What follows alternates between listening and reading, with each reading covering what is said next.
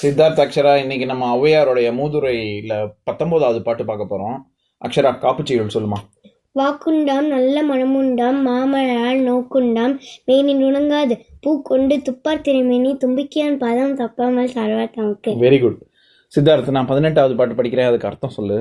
அற்ற குளத்தின் நறுநீர் பறவை போல் உற்றுழி தீர்வார் உறவல்லர், அக்குளத்தில் கொட்டியும் ஆம்பலும் நெய்தலும் போலவே ஒட்டி உருவார் உறவு. இதுக்கு என்ன பார்த்தோம்? ஒரு குளத்துல இருக்கிற பறவை மாதிரி நம்ம நண்பர்களை வச்சுக்கூடாது. ஏன்னா அந்த பறவை வந்து நிறைய மீன் இருக்கும் போது இருக்கும், நிறைய இருக்காத போது இல்லைன்னா தண்ணி இருக்காத போது போயிடும் வேற குளத்துக்கு. சரி. ஆனா ஒரு அங்க இருக்கிற பூ, அந்த குளத்துல இருக்கிற பூ வந்து எவ்வளோ நிறைய தண்ணி இருந்தாலும் இருக்கும், எவ்வளோ கம்மியான தண்ணி வறட்டி போனா கூட இருக்கும். வறண்டு போனா கூட அந்த விதை இருக்கும் திருப்பியும் வர்றதுக்கு. அந்த மாதிரி நம்ம நண்பர்களை வச்சுக்கணும். சரி, அது நண்பர்கள் இங்க உறவினர்னு சொல்றாங்க, நண்பர்கள் எதுக்கு வேணா பொருத்திக்கலாம் நம்ம. சரியா? இதுல இன்னொரு விஷயம் நான் நேத்தே அன்னைக்கே சொல்ல விட்டுட்டேன். அதாவது என்னன்னா, அந்த குளத்தின் தன்மை என்னவோ அந்த அளவுலயே இருக்குல்ல. குளம் உயரும்போது இதுவும் உயருது, குளம் இறங்கும் போது இந்த நீர் பூக்களும் இறங்குது இல்ல. அப்போ நண்பர் சுத்தி இருக்கிறவங்க உறவினர்கள் என்ன மனநிலையில இருக்காங்களோ அந்த மனநிலையை ஒட்டியே அவங்களும் இருக்கிறது. அவங்க இன்பமாக இருந்தாங்கன்னா அதை பங்கிட்டுக்கிறது, அவங்க துன்பத்திலையும் பங்கிட்டுக்கிறது, ரெண்டுத்திலையுமே பங்கிட்டுக்கிறது அப்படிங்கிறது தான். சரியா? இப்ப 19வது பாட்டு படிக்கிறேன். சீரியர் கெட்டாலும் சீரியரே, சீரியர் மற்ற அல்லாதார் கெட்டால் அங்கு என்னாகும், சீரிய பொன்னின் குடமுடைந்தால் பொன்னாகும், என்னாகும் மண்ணின் குடமுடைந்தக்கால். இதுதான் பாட்டு. இப்போ இதை பதம் பிரிச்சு பொருள் பார்க்கலாம். சீரியர், சீர் அப்படின்னா ரொம்ப சீரும் சிறப்புமா இருக்கிறது அப்படின்னா, சீர்னா ரொம்ப ஒழுங்கா இருக்கிறது அப்படின்னு அர்த்தம். அப்போ சீரியர்னா யாரு? சீரி பாயறவங்க எல்லாம் இல்ல, சீர்னா ஒழுக்கம்னு சொன்னேன். அப்ப சீரியர்னா யாரு? ஒழுக்கமா இருக்கிறவங்க. கெட்டாலும் சீரியரே, அவங்க வாழ்க்கையில ஒரு என்ன சொல்றது, ரொம்ப வறுமையில வாடினாலும் அவங்களோட குணம் வந்து மாறவே மாறாது. ஒருத்தவங்க உண்மையே பேசுறவங்களா இருக்காங்கன்னு வச்சுக்கோ, அப்பேற்பட்ட ஒரு வாய்மைங்கிற ஒழுக்கம் இருக்கு அவங்களுக்கு. அவங்க ரொம்ப வறுமையில வாடுறாங்க, சாப்பாட்டுக்கு கஷ்டப்படுறாங்க. அப்போ அவங்க வந்து நீ எனக்காக ஒரு பொய் சொல்லு, நான் உனக்கு 1000 ரூபாய் தரேன் அப்படின்னு சொன்னா உடனே அவங்க பொய் சொல்லிடுவாங்களா? பொய் சொல்ல மாட்டேன். ஆமா, அதெல்லாம் வேஸ்ட். ஆமா, அது அப்புறம் நம்மளை வந்து பாதிக்கும். அதனால அவங்க என்ன சொல்றாங்க, சீரியர் கெட்டாலும் சீரியரே. அவங்க ஒழுக்கமா இருக்கிறவங்க எப்பவுமே அவங்க வந்து வாழ்க்கையில சில வறுமை வந்து அவங்க முந்தின ஜென்மத்துல பண்ண பாவங்கள்னால வறுமை வரலாம். சரியா? அதனால அவங்க என்ன பண்ணுவாங்க, அதுக்காக அவங்க வறுமை வந்தாலும் அவங்க ஒழுக்கத்தோட தான் இருப்பாங்க அப்படின்னு சொல்றாரு ஔவையார். மற்ற அல்லாதார்னா அப்ப மோசமானவங்க, ஒழுக்கம் இல்லாதவங்க. கெட்டால் அங்கு என்ன ஆகும்? அப்ப அவங்க வந்து கெட்டால் என்ன ஆகும் அப்படின்னா ரொம்ப மோசமா தான் இருக்கும். அதுக்கு ஒரு உதாரணம் சொல்றாங்க. எது மாதிரி அப்படின்னு, சீரிய பொன்னின் குடமுடைந்தால் பொன்னாகும்.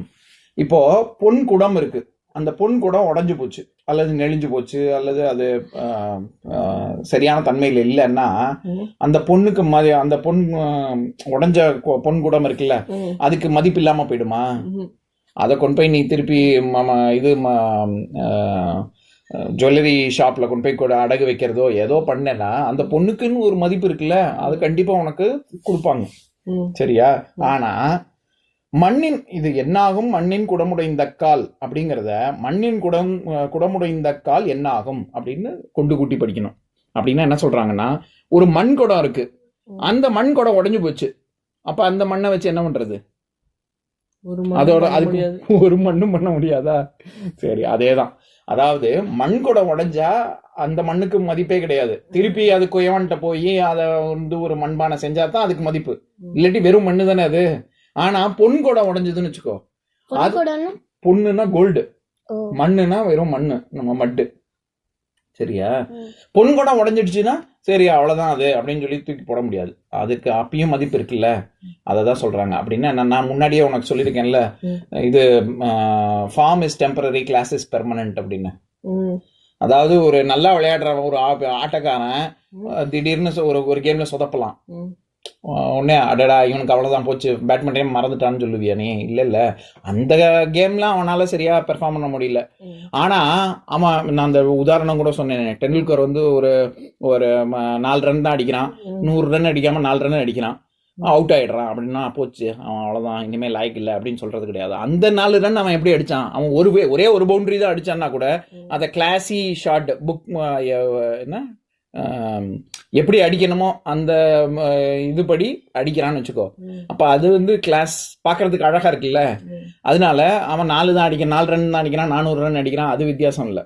அந்த மாதிரி நல்லவங்க ஒரு வறுமையில் வாடினாங்கன்னா கூட அவங்க நல்லவங்க தான். புரிஞ்சுதா? அதை தான் சொல்றாங்க. பழைய படம் ஒன்று பாகப்பிரிவினை அப்படின்னு சிவாஜி கணேசன் நடித்த ஒரு படம். அதில் ஒரு பாட்டு, கண்ணதாசனோட ஒரு பாட்டு வரும். தங்கத்திலே ஒரு குறை இருந்தாலும் தரத்தினில் குறைவதுண்டோ, உங்கள் அங்கத்திலே ஒரு குறை இருந்தாலும் அன்பு குறைவதுண்டோ அப்படின்னு.